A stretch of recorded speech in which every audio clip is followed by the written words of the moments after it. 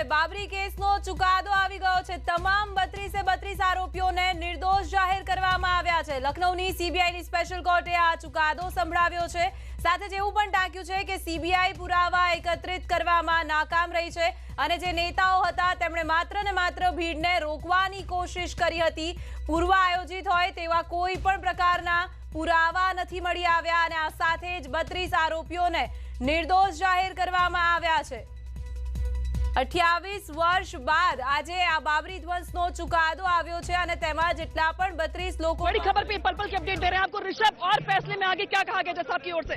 देखिए, सबसे इम्पोर्टेंट बात यही है, कोर्ट ने कहा है कि पूर्व नियोजित नहीं था। ये कहा है कोर्ट ने कि 12 बजे विवादित ढांचे के पीछे की ओर से पथराव शुरू हो गया। अशोक सिंघल ढांचे को सुरक्षित रखना चाहते थे, वो लगातार बचाना चाह रहे थे, लेकिन उस पथराव में अशोक सिंघल घायल हुए। अगर कार सेवक ही वो पथराव कर रहे थे, जाहिर सी बात है फिर वो अशोक सिंघल के ऊपर हमला नहीं करेंगे। और जैसा पहले भी आया था कि कार सेवकों को दोनों हाथ व्यस्त रखने के लिए कहा गया था कि जल और फूल लेके वो आएंगे, लिहाजा उनके हाथ में पत्थर होने का कोई सवाल नहीं उठता है। ऐसे साक्ष्य भी मिले हैं और आप ये मान के चलिए एक बहुत बड़ी रिलीफ मिल रही। कोर्ट ने ये कहा है कि जो वीडियो कैसेट पेश किए गए हैं वो डॉक्टर्ड हैं, वो टेम्पर्ड हैं। जो ऑडियो साक्ष्य प्रस्तुत किए गए कोर्ट के सामने, बाइट चल रही है, बाइट आ गई। સાથે જ કોર્ટે એમ પણ જાહેર કર્યું છે જે વિડીયો કેસેટ્સ પુરાવાના રૂપથી આપવામાં આવ્યા હતા તે કેસેટ્સ ડોક્ટર્ડ હતા, તેમાં છેડછાડ કરવામાં આવી હતી, તે કેસેટ સાચા નહોતા। तो ये कोई पूर्व प्रायोजित नहीं था, एक समय वो घटना हो गई और बाकी जितने भी ये बाकी लोग वहाँ पर उपस्थित नेता थे, भाजपा के नेता थे, वो लोगों ने प्रयास किया था उस घटना को रोकने के लिए। दूसरी बात, सीबीआई ने जो कैसेट्स दाखिल की थी वो भी कोर्ट ने माना कि वो टेम्पर्ड थी, सील बंद नहीं थी। तीसरी कोर्ट की ओपिनियन आई थी कि जो वहाँ पे जो पेपर्स की कटिंग्स कोर्ट सीबीआई ने दाखिल की थी उसकी कोई प्रिंट या उसका कोई बेस नहीं था कि वो कहाँ से आई थी। तो ये कोर्ट का ये निर्णय आया अधिकारी जी जी जी आ जाइए जी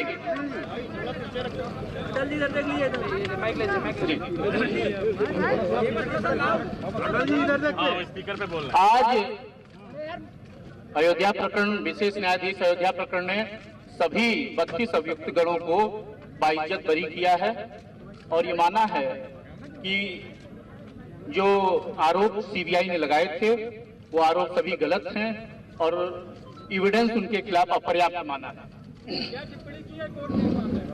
टिप्पणी की है कि देखिए, विश्व हिंदू परिषद का या संघ परिवार का कोई योगदान नहीं था। ये ऐसे कुछ अराजक तत्वों ने ढांचा गिराया था और इन लोगों ने लगातार प्रयास किए रोकने को। 12 बजे तक स्थिति सब नॉर्मल थी, फिर पीछे से कार सेवकों ने, कुछ लोगों ने, अराजक तत्वों ने पत्थरबाजी वगैरह की है और उसमें कहीं इन लोगों का इन्वॉल्वमेंट प्रत्यक्ष या अप्रत्यक्ष नहीं था। फोटो के आधार पर बताया कि फोटो के होने की वजह से किसी को अकेले बनाया जा सकता है। हाँ, फोटोग्राफ्स के बारे में कहा है कि उस समय निगेटिव भी उपलब्ध थी, लेकिन जो इन्वेस्टिगेटिंग अफसर्स थे वो निगेटिव प्रोड्यूस नहीं कर पाए वस्तु प्रदर्शन के रूप में और उसको सिद्ध नहीं कर पाए हैं। और जो वीडियो रिकॉर्डिंग्स थी वो सब फैब्रिकेटेड थी और वो उसमें कहीं न कहीं टेम्परिंग की गई थी, तो वो भी साक्ष्य के रूप में नहीं लिया जा सकता था। और सीबीआई ने 65 एविडेंस एक्ट के प्रोविजंस का, प्रावधानों का पालन नहीं किया, इसलिए साक्ष्य के अभाव में सभी अभियुक्त गणों को बाइज्जत बरी माननीय न्यायालय ने किया। धन्यवाद। जी, कोई सवाल हो आप पूछ लीजिए। बाकी लोग पीछे हट जाइए, बाकी और लोगों को તો તમામે તમામ 32 આરોપીઓને નિર્દોષ જાહેર કરી દેવામાં આવ્યા છે। અડવાણી, ઉમા, મુરલી મનોહર જોશી, સાધ્વી ઋતુંભરા, નૃત્ય ગોપાલ દાસજી, આ તમામની સાથે સાથે જેટલા પણ 32 લોકો કે જેમના પર આરોપ હતો એ તમામને નિર્દોષ જાહેર કરી દેવામાં આવ્યા છે અને આ સાથે જ સૌ કોઈના મનમાં એક રાહતનો શ્વાસ અત્યારે હાલ તો સૌએ લીધો છે। 28 વર્ષ બાદ આજે આ કેસનો ચુકાદો આવ્યો છે। લખનૌની સીબીઆઈની સ્પેશિયલ કોર્ટે આ ચુકાદો સંભળાવ્યો છે બાબરી ધ્વંસ કેસને લઈને। સાથે જ કોર્ટે એ પણ ટાંક્યું છે કે તે સમયે જે ઘટના બની તે કોઈ જ પૂર્વ નિયોજિત નહોતી। આ પ્રકારના साक्ष्य नहीं इसके खिलाफ मिले हैं किसी अभियुक्त के। माननीय अडवाणी जी, माननीय जोशी जी, उमा भारती जी और सारे 25 अभियुक्त, ट्रांसपेरेंसी इन लोगों के खिलाफ प्रूफ नहीं होती है।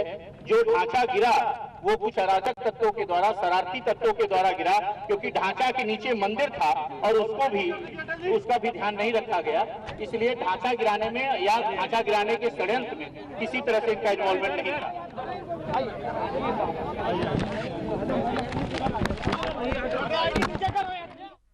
તો કોઈ પણ પ્રકારના ષડયંત્ર ન હોવાની વાત કોર્ટે ટાંકી છે। જે ઢાંચો તોડી પાડવામાં આવ્યો તેમાં કોઈ પણ પ્રકારની આજે તમામ 32 લોકોના નામ આવ્યા હતા, તેમનું સીધું કોઈ જ કનેક્શન ન जो तर्क हम लोगों की तरफ से, बचाव पक्ष की तरफ से रखे गए थे, सभी तर्कों को साक्ष्य के परिप्रेक्ष्य में साक्ष्य का अवलोकन और परिशीलन करने के बाद सम्यक विश्लेषण करने के उपरांत न्यायालय ने पाया, माननीय न्यायालय ने ये उद्घोषित किया कि सभी तर्क सही पाए गए हैं और सभी आरोपित व्यक्तियों को दोष मुक्त किया जाता है। कोई भी साक्ष्य आरोप को सिद्ध करने के लिए पर्याप्त नहीं पाया गया, सभी आरोपी बरी कर दिए गए, छोड़ दिए गए। तो सीबीआई की जांच में क्या निकल के सामने आज इस पे फैसला लिया गया? जो साक्ष्य 351 संख्या में प्रस्तुत किए गए सीबीआई द्वारा, उनमें से अधिकांशतः जो भी साक्ष्य थे वो जिरह के दौरान जो हम लोगों की तरफ से सजेशन रखे गए थे कि ऐसी संभावना है ये इस प्रकार से हुआ होगा, वहां पे उस भीड़ में सभी कार सेवक नहीं थे।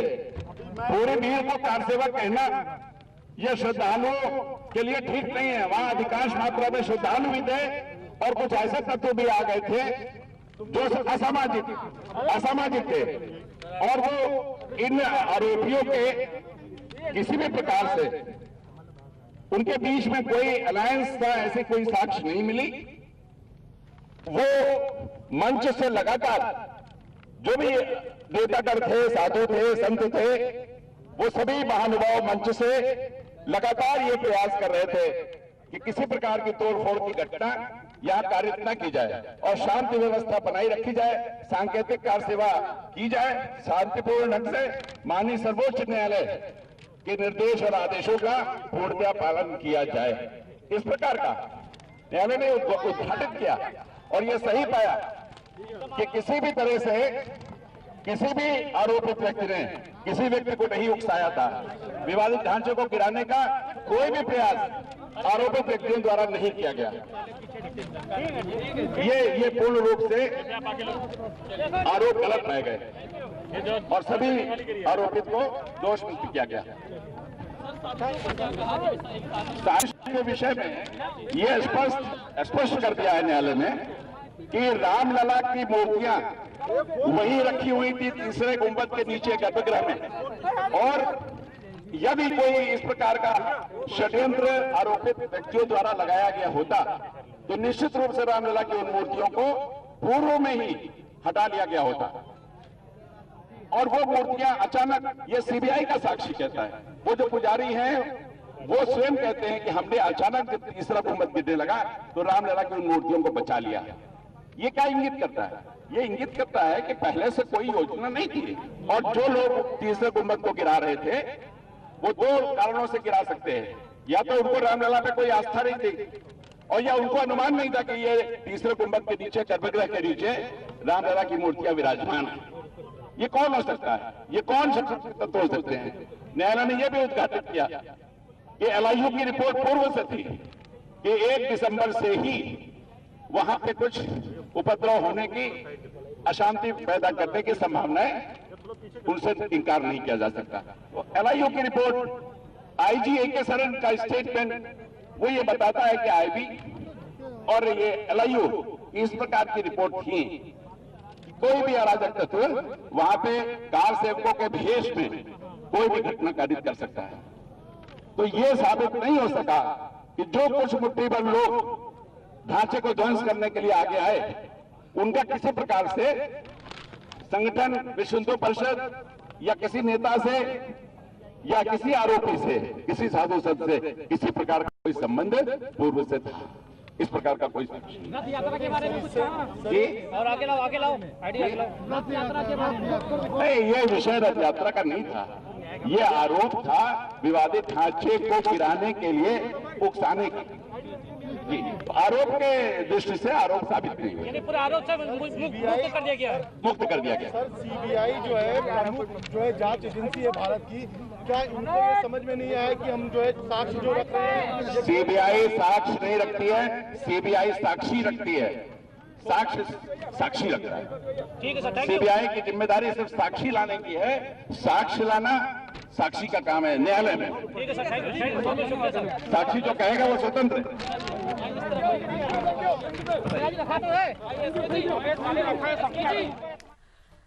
તો લખનૌની સીબીઆઈની સ્પેશિયલ કોર્ટે આ ચુકાદો આપ્યો છે। 11:30 વાગે આ તમામ કાર્યવાહી શરૂ કરવામાં આવી અને 12:26 સુધીમાં ચુકાદો પણ સંભળાવી દેવામાં આવ્યો। તમામ જે 32 આરોપીઓ હતા તેમને નિર્દોષ જાહેર કરવામાં આવ્યા છે। ખાસ એ વાતને ટાંકવામાં આવી છે જે ત્રીજું ગુંબજ હતું જેને તોડી પાડવામાં આવ્યું હતું તેની નીચે રામલલ્લાની મૂર્તિઓ હતી।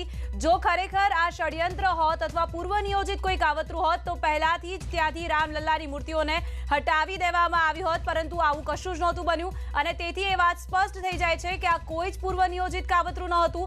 નેતાઓ દ્વારા માત્ર ને માત્ર ભીડને રોકવા માટે આ પગલું લેવામાં આવ્યું હતું અને સાથે ત્યાં જે લોકોની ભીડ એકત્રિત થઈ હતી તેમાં કેટલાક અસામાજિક તત્વો પણ સામેલ હતા અને કોઈ પણ પુરાવાના અભાવે અત્યારે હાલ आ 32 जो आरोपियों जाने के बाद जो वकील हैं लालकृष्ण आडवाणी के या फिर बाकी जो लोग हैं उनके, वो एक एक आकर के अपनी बात रख रहे हैं, कह रहे हैं, बता रहे हैं कि जज साहब ने किस तरीके से इस पूरे मामले में सभी दोषियों को बरी किया है और अपनी बात वो आगे रख रहे हैं। लेकिन इस बीच ये भी कहा जा रहा है कि बहुत सारे लोग ऐसे हैं जिनको नीति मुचलका देने के बाद छोड़ा जाएगा, यानी कि सभी जो लोग हैं, फिर चाहे वो पवन पांडे की बात करें, ब्रजभूषण शरण सिंह की बात करें या बाकी लोगों की बात करें जो अंदर है, अभी वो अंदर ही मौजूद है, अभी बाहर नहीं निकल पाए हैं और ये बताया जा रहा है कि अभी कुछ समय लगेगा उनके बाहर आने में। फिलहाल जो उनके वकील हैं वो आगे बाहर अपनी बात रख रहे हैं और ये माना जा रहा है कि इस ऐतिहासिक घटनाक्रम के बाद आज 28 साल के बाद ऐतिहासिक फैसला आया है जिसके लिए सबकी सांसें अटकी हुई थी अयोध्या से लेकर लखनऊ तक। फिलहाल कोर्ट परिसर के बाहर जो पुलिस की मुस्तैदी है वो ज्यादा बढ़ा दी गई है। देखिए, मुझे कोई टेंशन नहीं था, अगर कोर्ट फांसी भी देती हम उसके लिए तैयार थे। हमने राम जी का काम किया था, राम जी का काम हो गया, राम जी प्रसन्न है, हनुमान जी प्रसन्न है, मंदिर बन रहा है, देश प्रसन्न है, सब लोग प्रसन्न है। आज सीबीआई चैलेंज करना चाहती है ऊपर की अदालत में, जो जहां जाए ऊपर जाएंगे वहां भी देख लेंगे। जय भगवान जी। जय, हमारे साथ जय भगवान गोयल मौजूद है। તો જે જય ભગવાન છે તેઓનું કહેવું છે કે તેઓ આ ફેસલાથી સંપૂર્ણ રીતે ખુશ છે અને જો અન્ય કોઈ ફેસલો પણ આવ્યો હોત તો પણ તેઓને મંજૂર હોત। સાથે જ તેઓ કહી રહ્યા છે કે તેઓ ઘણા જ ખુશ છે આ ફેસલાને લઈને। તમામે તમામ જે 32 साक्ष्य इतनी नहीं थी कि उनको कोई भी किसी प्रकार का आरोप साबित हो सके और विस्तृत रूप से न्यायालय में बैठकर उद्घाटित किया कि जो साक्ष्य हैं वो इन लोगों सभी लोगों को बरी करने के लिए पर्याप्त है, सजा करने की कोई भी साक्ष्य तोड़ा उन कुछ लोगों ने, शरारती तत्वों ने, जिनके मन में तोड़ने की जिज्ञासा रही होगी, जिनके मन में तोड़ने का विषय रहा होगा सांकेतिक कार्य सेवा को डिस्टर्ब करना, सांकेतिक कार्य सेवा को असफल करने की जिनकी भी योजना रही होगी। ये काम विवेचक का था, ये काम हम लोग का नहीं।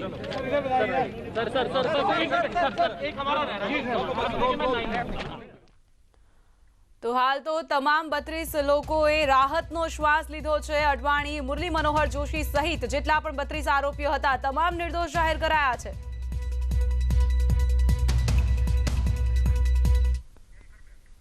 આ સાથે જ હાલ બુલેટિનમાં રોકાઈશું।